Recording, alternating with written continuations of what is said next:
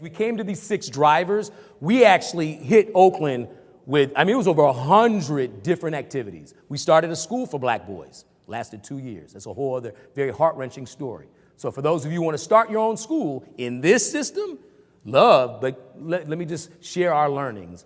And that is a remedy at home school and starting our own schools, but it don't make it any easier. Let me just share that in this system. We started a school. We did so many different things. What we found by year 3, things started coming into 6 buckets.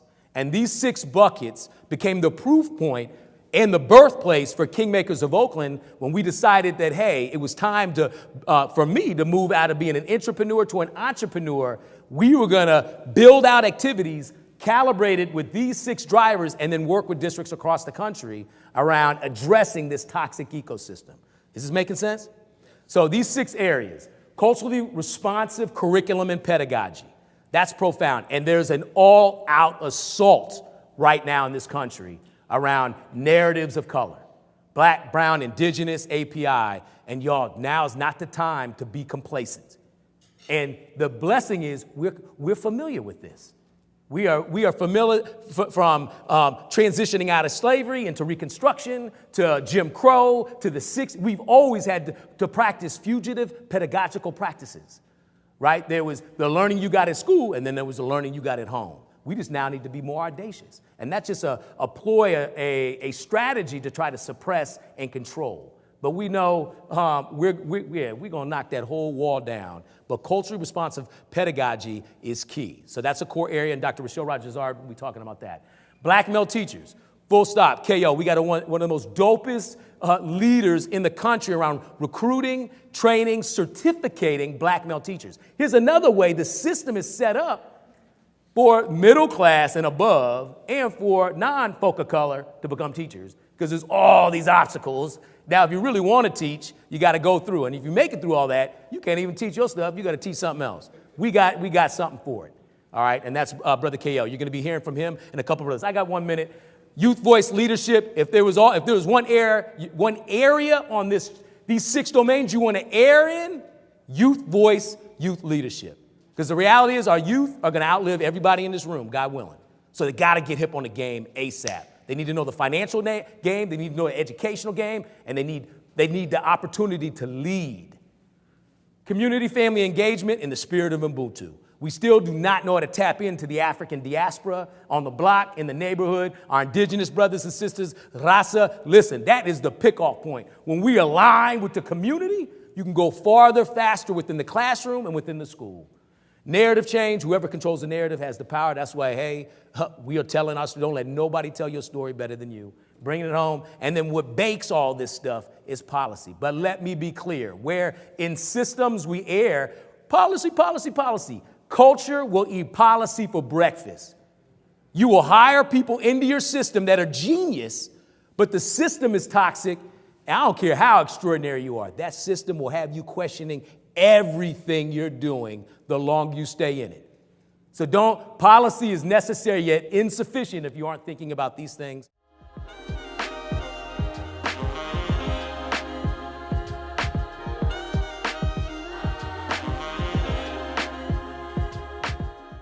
When we talk about centering black boys, we're talking about how we use culturally relevant pedagogy, but I need us to understand, when we talk about, first of all, we wouldn't have to talk about curriculum being culturally relevant if we already understand that wasn't designed for us.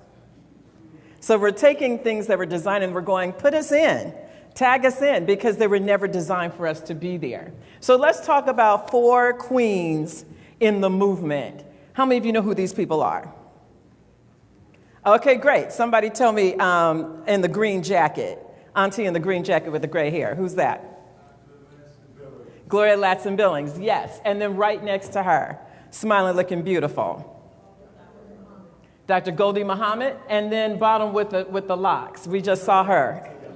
Bettina Love, she was in Seattle throwing down wisdom. And then in the corner. That is not Patricia Hill Collins, but that was great, sir. Dr. Geneva Gay. Listen, These women in the movement have allowed us to think about culturally relevant pedagogy in many, many different ways. I'm going to share with you right now. So Dr. Gloria Ladson-Billings is known for the theory of culturally relevant pedagogy. 3 pieces, right? Academic success, so important, obviously, but what we define as success, I would argue, right? Maintaining cultural competence, and then this notion of critical consciousness, not just so we can have cultural pedagogy, but so that they can challenge, our students can challenge the social order.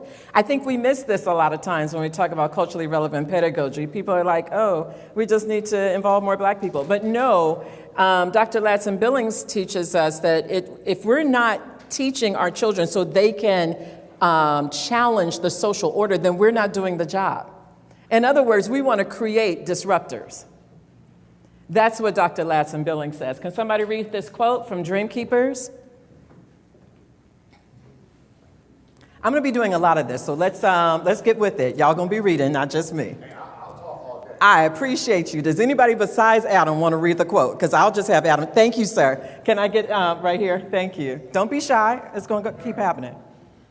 Culturally relevant teaching. Oh, come on, come on, voice. Okay. Okay. Okay, I see you. Yeah. Culturally relevant teaching honors the students' sense of humanity and dignity. Their complete personhood is never doubted. Self-worth and self-concept is promoted in a very basic way by acknowledging the individual's worthiness to be part of a supportive and loving group. Thank you so much. You might as well hold that mic. Okay.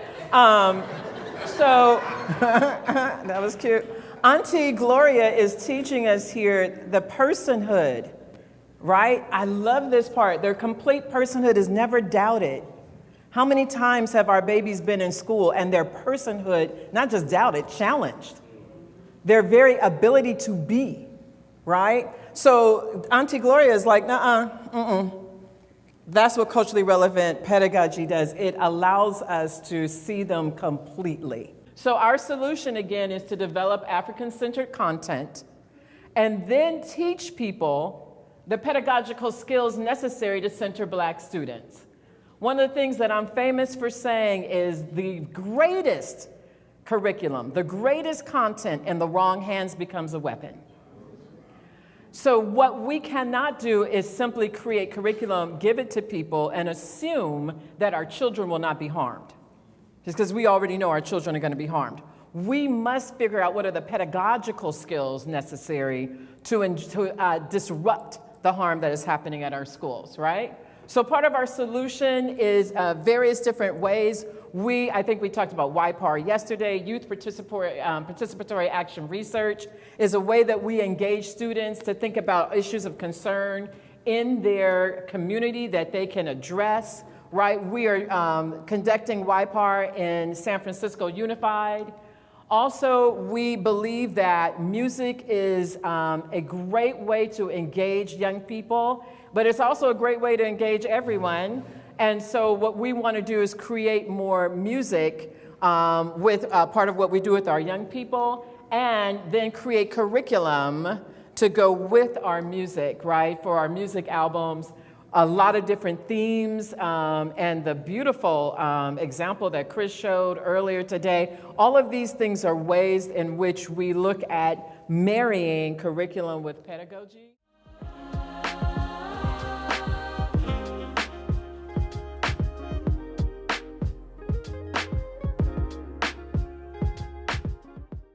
Here are some concrete solutions.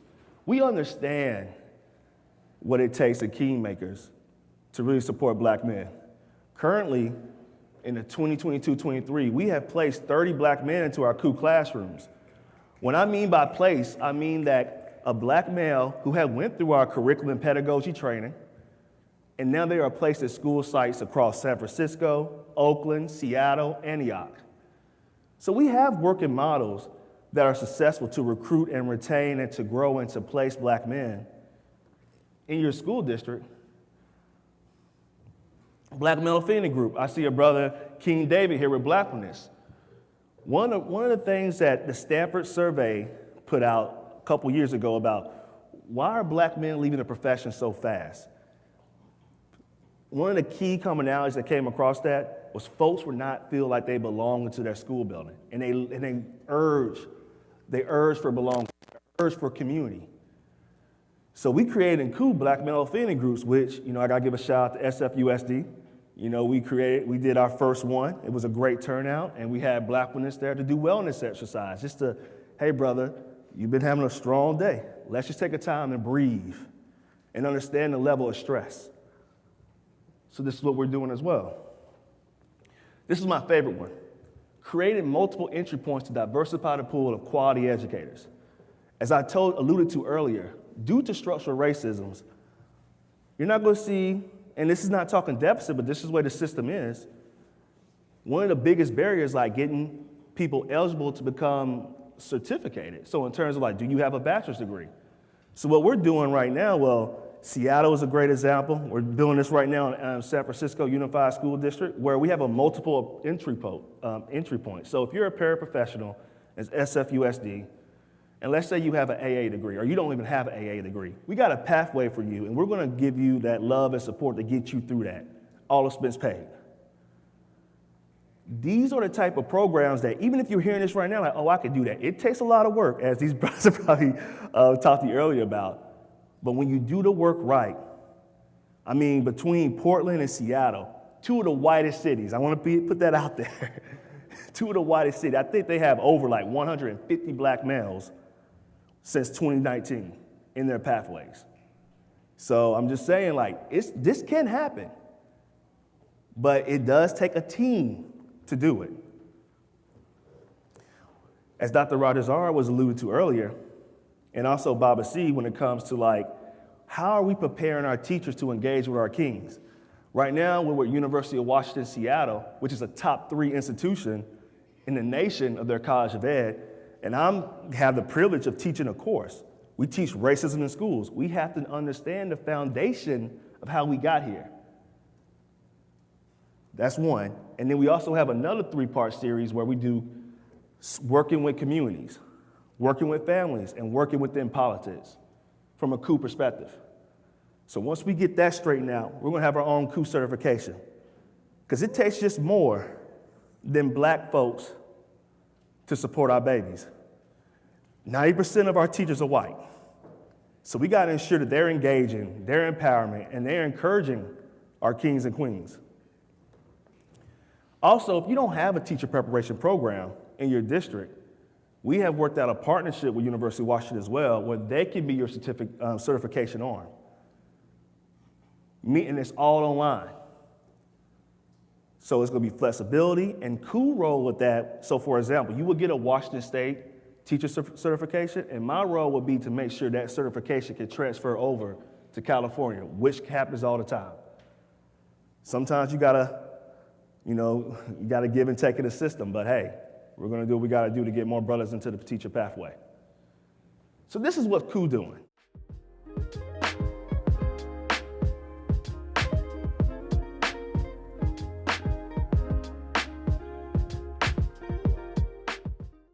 I want to read this question to you. What are 3 things that you can commit to in moving forward in your life that will improve how you authentically elevate youth voice and engage youth in actualizing their power? Now, I'm going to come back to these questions at the end, so remember these questions. And the second question is, where are there opportunities for you to engage and learn from the power of young people in your life, in your work, and in your community? So you thinking about that? Say, yeah, I'm thinking about it. All right, talk back. I'm like Family Feud, okay? I like to hear people talk back. So I want to just kind of show, how do we engage? How do we get youth to engage? How do we get students to become the leader that they're born to be, the gifts that they already have inside of them? How do we birth those gifts out of them? So I highlighted a few things. And so the first thing I want to highlight is, don't expect more from youth than you would from another adult.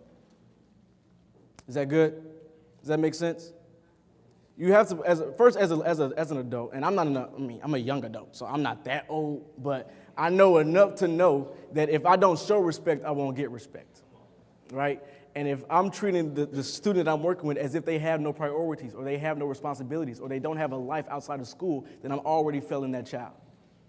You cannot treat a child as if their life is only school, because there's traumas. There's things that they deal with at home. And so if we're not respecting that they have other things in their world besides what we see on a daily basis, they will fail them. And they will not want to participate because they don't feel heard.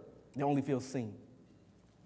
Another thing is adults cannot be defensive when a child or a student says, I don't like that. I don't like that. I don't agree with that. I don't understand that. We cannot take feedback defensively. We are human, just like you're human. We have a voice, just like you have a voice. But if you silence my voice, how do I walk in my true identity? Right? How do I walk in the authentic me if I can't speak like who I am and what I am? So if you take the student's voice away, you take away their power.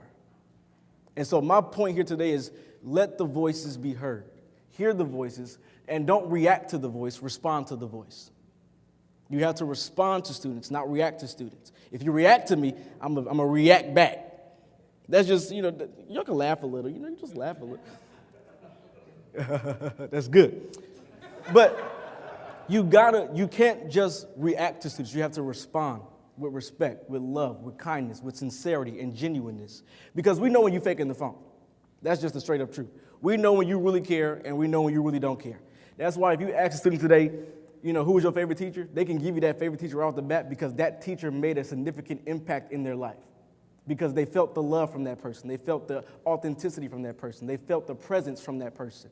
But if I don't feel your presence, if I don't feel your love, if I don't feel those things, then I have nothing to remember. Right? But if I remember if I remember the love you showed me, I'll remember the lessons you taught me. Does that make sense? Yeah. If I remember the love you showed me, I'll remember the lessons you taught me. Right? Another point I want to make is we have to also share success and failures with the students. We have to work together. We're co-leading. We're co-developing. We're co-designing. We're co-creating. And you cannot build a program for youth that you don't talk to. You cannot build a pathway to make change if you don't know what you're making change for. How can I serve a youth if I've never sat down with that student and said, what's really going on with you behind what we can see? We see the accolades, we see everything that you do, we see the platform, but what's really going on with you? So we have to be present for the emotional and social well-being of a student and not just the mind of a student. Right? Okay. So I'm going to dig a little deeper. Here at KU, we are operating in youth voice, youth leadership, and youth engagement. How do I know? Because I'm on the board. Y'all can laugh, have fun with me. Come on now, have fun with me. This is what we're here. We're here to learn and have fun together. And so we're representing what youth leadership and youth voice looks like. How many of you have went to a conference and actually seen somebody my age actually teaching you and telling you what to do? Just about show of hands. And there ain't that many hands going up. That's a problem. That means we're not engaging. That means we're not creating the leaders that we're supposed to be creating. Every hand, we're in 2023, every hand should have went up. We're in a time where this generation is speaking loud and crying loud. But how are we're reacting to the cry, but not responding to the cry. Right? And so here at KU, we're trying to we teach and we embed that the gifts are already inside of you. And so you can read some of these points on the slide if you would like to. I'm just kind of just gazing through it, but we have to help youth understand that the gift and the talents and their purpose is already inside of them. Your job is to be like a midwife and help them give birth to that purpose. Simple. As a teacher, you're a midwife. Your job is to guide me and direct me in how to give birth to my purpose. Simple. If you're not helping me give birth to my purpose, then you do no purpose in my life. You have no purpose in my life. You are wasting my space, you're wasting my time, you're wasting my energy, and you don't need my presence. But if you are making sure that you're helping me give birth to my purpose, then I can be the youth leader that I need to be, right? So we have to make sure that we're helping students, helping youth in the community to give birth to their purpose, not what we think that they should be. We should not be projecting what we think they should be on them, but asking them, what is your passion? What are you interested in? What do you like to do? Those are ways to find out how to authentically help them give birth without your own stipulations in it, right? So that's that. To get there, everybody has to have an intrinsic belief, like an understanding that's fundamental that all kings are deserving of this type of investment, love, and support. And when I say deserving, I choose that word like very, very intentionally, like they deserve it. And that's, a lot of that is because of what you lift up. Like as educators and people in that space, we like to like hold and gatekeep and like kind of protect these ideas of investment in young people, and like we like to wait until they display behavior that's like worth us giving them like the platform to speak and the opportunity to build and co-create. Have the audacity to believe that every kid is deserving. And that takes audacity, because sometimes you believe there's a trade-off. Like, oh, if we do this, then we might like not be able to secure, and that's bullshit, because a lot of young people sit in those rooms and adult like presentations and nobody wants to hear it. Come on. But give a youth the mic, give a young person the idea, or give the young person a space to create, and you'll see what's possible. And that's the point, is that usually we don't get the opportunity to speak, to display, to design anything, which is why y'all don't believe we're deserving. But allow us the space and be daring and literally have the audacity to believe that we deserve.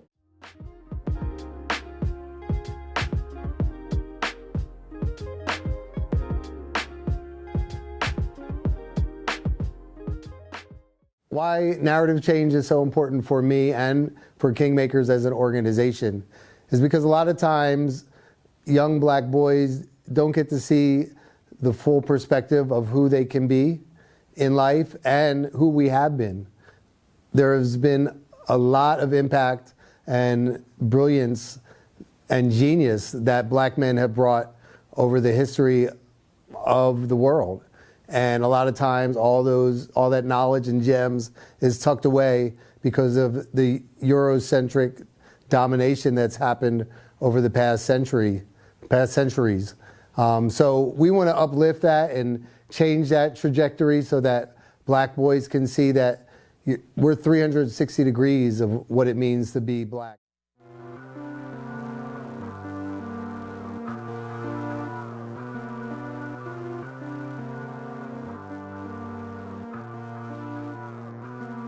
Sitting with mama, she sipping the coffee. Comment about something she saw on the news. Asked me what in the world I would do if I was in the same position as dude. What had me tripping and kinda confused? Is this only something that my people do? Asking their sons and daughters and spouses, scared whenever they leave in their houses. Public safety, we constantly doubting. Coppers and killers, they scouting us down. Change when they see the anger, but when we surrounded, it's you people now. You get it, cause your skin is around. You must be rapper or dealer renowned. The back of the class, you king of the clowns. Proud self-esteem like a jeans hang down. This all that they what you talking about. Way we portray like a punch in the mouth. Load on my head, I feel like it's my crown. See where I'm going, no stopping me now. No one or nothing is taking me out. I told my mama, no matter the trauma, if I see the traffic, I'll pick a new route. Controlling my fate, it is never in doubt. No touching me now. Trying to keep your head up, but they always push it down. Don't want you to look up, they want you to hide your crown. You gotta stand up, keep your head high.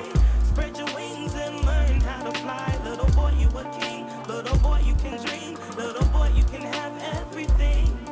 Little boy, you a king. Little boy, you can dream. Little boy, you can have everything. Talk to my father about being a man. I thank you for teaching me to have a plan. No, I was stubborn and younger, just looking for something to cover the trouble. Desire to hustle, that's why I work double. The ethic you gave me instilled in my blood. Descending the pharaohs and rulers, the radical rebel who leading the movement. The power returns to the people whenever my pen gets to moving. The feeling for everyone that's all inclusive. Don't get discouraged, my son. Raise you in light so you can guide everyone. Patience, your journey has only begun. The weight on your shoulders, you carry a ton. I cannot wait to see what you become. Hand out to help until you get it done. Cause trust me, they'll build a wall up to stop you. Whether a ladder or stand on my back, whatever gets you over, man, I got you. This is the time for doubt. Can't be stuck with your head in the clouds. Got you a goal or maybe a dream. Trouble look what? I'm on the track and I bet it sound clean. Know what I mean? All for the taking. You was designed for greatness. Head up, but they always push it down. Don't want you to look up, they want you to hide your crown. You gotta stand up, keep your head high. Spread your wings and learn how to fly. Little boy, you a king. Little boy, you can dream. Little boy, you can have everything. Little boy, you a king. Little boy, you can dream. Little boy, you can have everything.